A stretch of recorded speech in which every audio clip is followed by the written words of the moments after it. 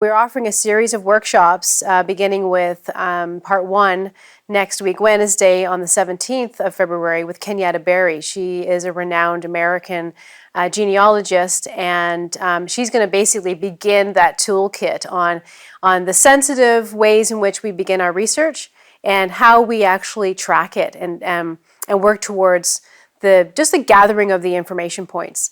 You know, people don't necessarily even know where to start, like you said. So whether or not your family has roots in the UK or roots that have gone to the United States or to Canada, we're going to start with the connections on that American side. That's Kenyatta's specialty.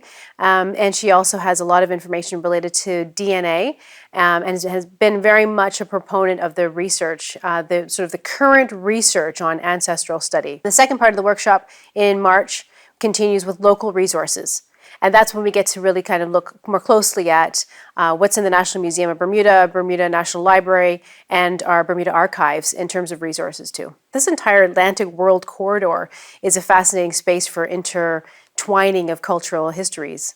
The method, the tools and strategies for interviewing your family members, what are the key questions? Maybe also as we get into the program in terms of the series of events is also to be looking at some of the objects in one's personal household that will also start to tell stories, or that the objects themselves can lead to discussions that gather more information. That's the essence of this too, is that all of us can go down that path of genealogical research. Ultimately, what do we do with it? What we're looking to do as we come to the closure of the program will be to unite these stories, call them out as a crowdsourced project to our wider community, for everybody who's participated, to craft a story and to share that story with the museum, and therefore find that story and image that's been selected to go with it as a part of an online and physical exhibition at the National Museum. So the culminating aspect is to get to that stage as well. And then along the way is to feature a local artist, talented artist who's using artifacts and archival footage to create new contemporary works. And that's Jerde Hassel.